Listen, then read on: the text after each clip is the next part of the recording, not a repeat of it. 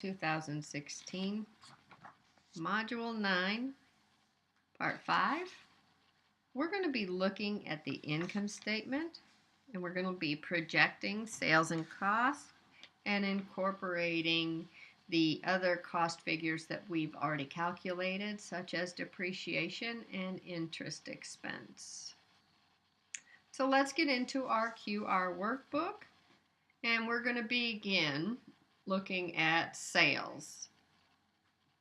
We're on the income statement worksheet, and we want $800,000 in the first year and $1,800,000 in year 5. Now I did include an extra set over here, so I want you to just type those numbers again, 800 and 1,800,000. Whoops, need one more zero. The reason I had you do that is when we look at estimating the values in between, there's 2 different ways to do it, and I wanted you to be able to compare the answers from them. So this first skill that we're going to be doing is called interpolating. And with interpolating, we have a starting and an ending number, and then we can use a trend to fill those in. So let's go ahead and do the first one. We're going to do it over here in H8 through L8. Highlight the starting and ending numbers and all the cells in between. And then on your Home tab, come up to the Fill button and choose Series. Now, when you're interpolating, again, you have the starting and the ending numbers. You are going to answer that you are using a trend. But the boxes up here you also have to pay attention to. So we are going to use rows because we're going across a row.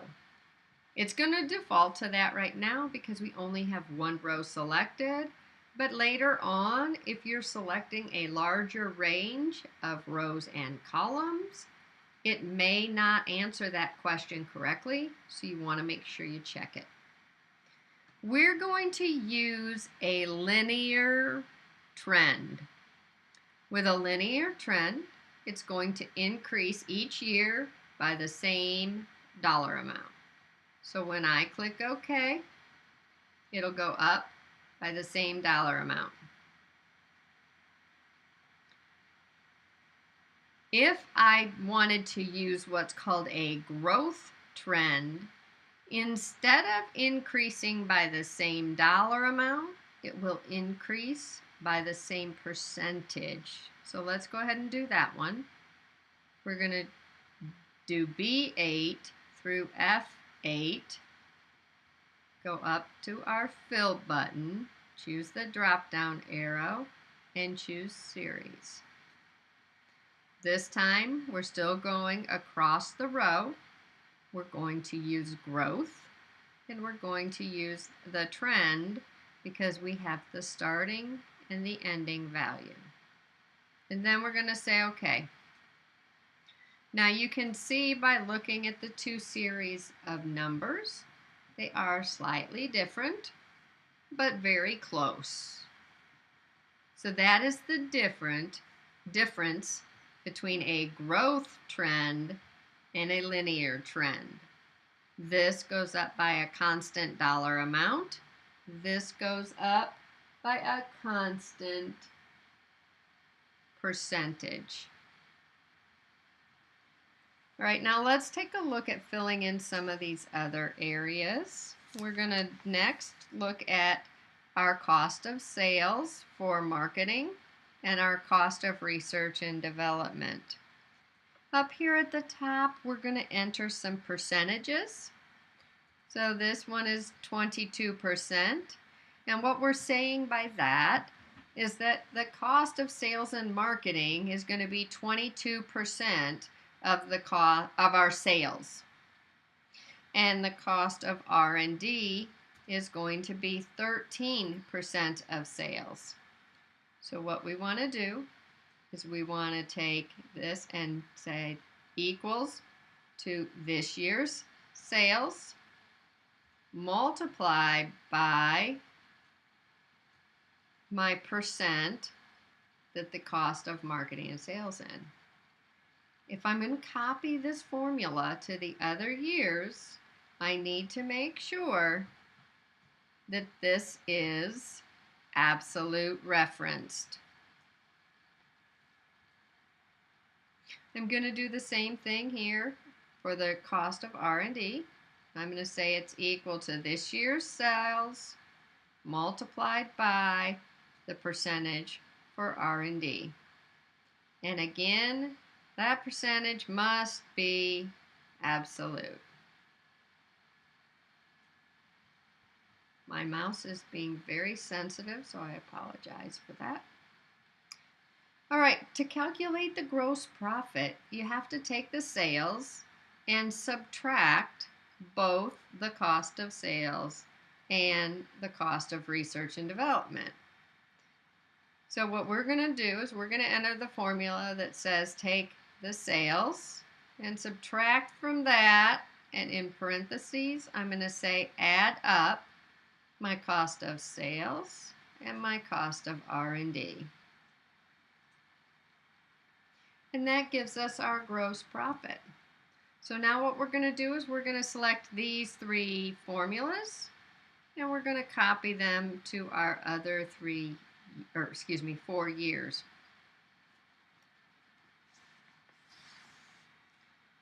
And now we're ready to begin working with our next set of expenses. So for payroll, we want to look at year 1 is going to be $360,000. The utilities will be $50,000.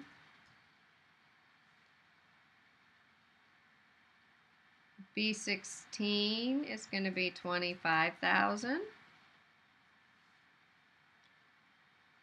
And then $45,000, $20,000. And finally, miscellaneous expense of $15,000.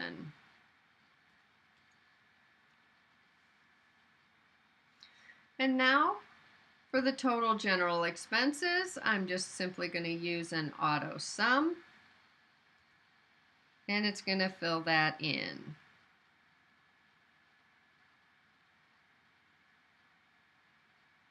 Now I'm going to take this auto sum formula and I'm going to drag that formula into the other years so that way when I fill in a series for the expenses to estimate those, it will also include the total.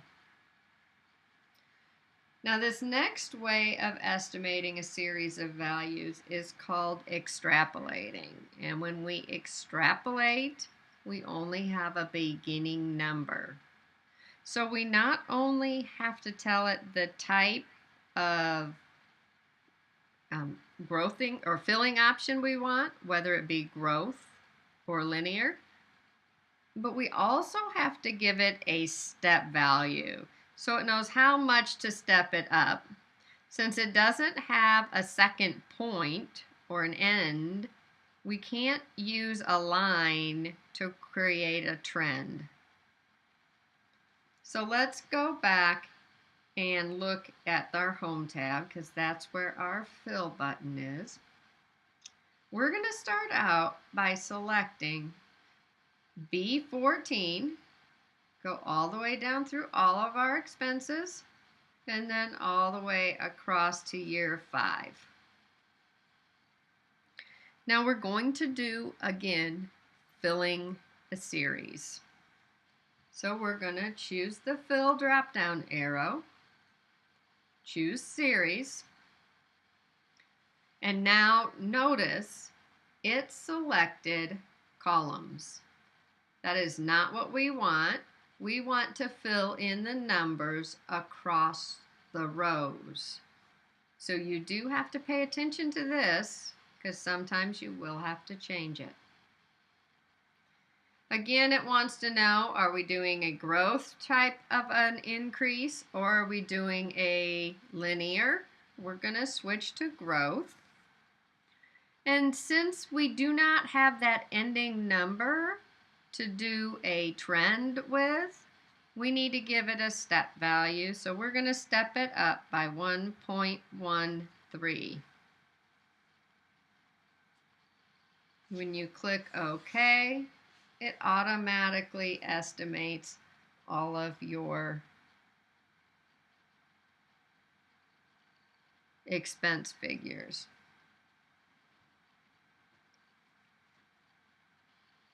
Let's keep scrolling down on our income statement. Now we have initial earnings. So our initial earnings are equal to our gross profit minus our expenses, and that gives us a dollar amount. We're going to go ahead and copy that across. And now we have our initial earnings. Now at this point, we're ready to use the depreciation. So we'd already calculated the depreciation on our depreciation worksheet. So now we just need to bring that information over to our income statement. So in B24, we're going to type an equal sign, and then we're going to go over to our depreciation worksheet. And we're going to choose the yearly depreciation in the declining balance option. So you're going to choose B16. Now if you're looking at referencing, it would make sense to me that we would want this to be relative so that when it looks at the next year, it will pull in the second year and the third year and so forth. So once we enter that in, we're going to hit enter. And you can see then it brings the depreciation value in. So I can copy that formula over. And now I have depreciation for the first 5 years. My operating profit, this is going to be equal to the initial earnings minus the depreciation.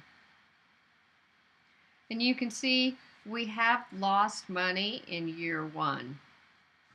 And we haven't even gotten to the point of taking our interest expense. So year one is going to be a struggle, but as you can see, we start to turn positive pretty quickly. So now we're going to look at the interest expense. And you'll remember we calculated this on the loan schedule. And you may not remember this, but the interest payment was a negative number. So if I want to bring it back as a positive, I need to have a minus sign in front of it. So I'm going to type equals negative, and then I'm going to go to my loan schedule. And I'm going to select the interest in year 1. And you can see you would want that to be relative so that it will in fact move to the next years. So we're going to hit enter.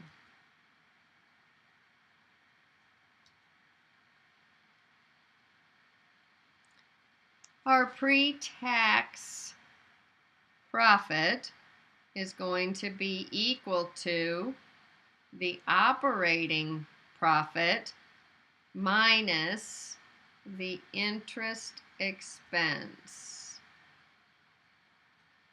So that's even a larger negative number. Let's see about the rest of the years. And we are still positive in every year except the last.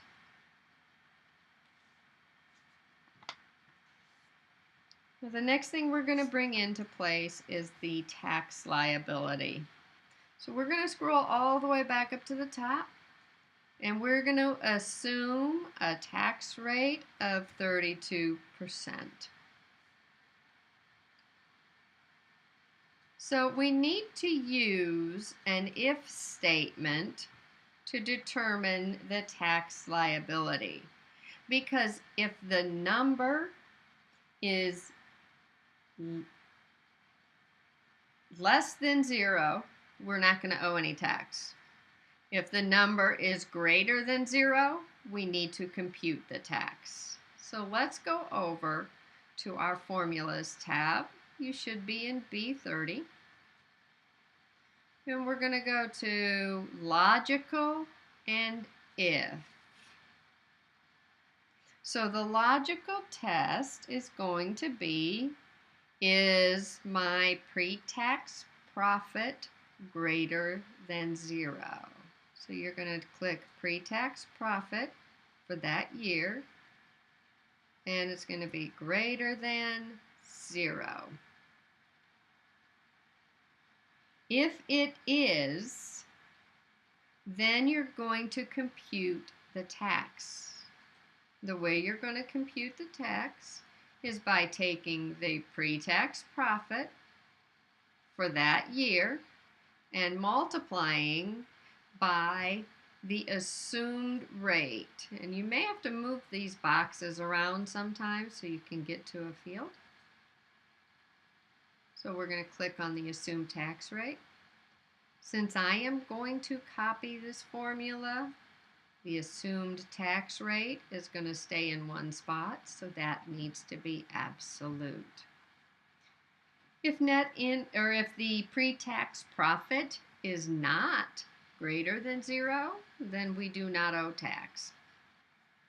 So we're going to say okay. And you can see that this year, since we have a negative pre-tax profit, we get 0. And if we carry this across, you can see it begins calculating the tax liability. So the next thing we would look at is our after-tax profit, which is going to be calculated by taking the pre-tax profit and subtracting your tax liability. And if you copy that across, it will show you how much money you have left after or how much profit you have left after you've paid the taxes. So let's go ahead and save this. And when we return, we are going to look at how we can try to get an investor for our business.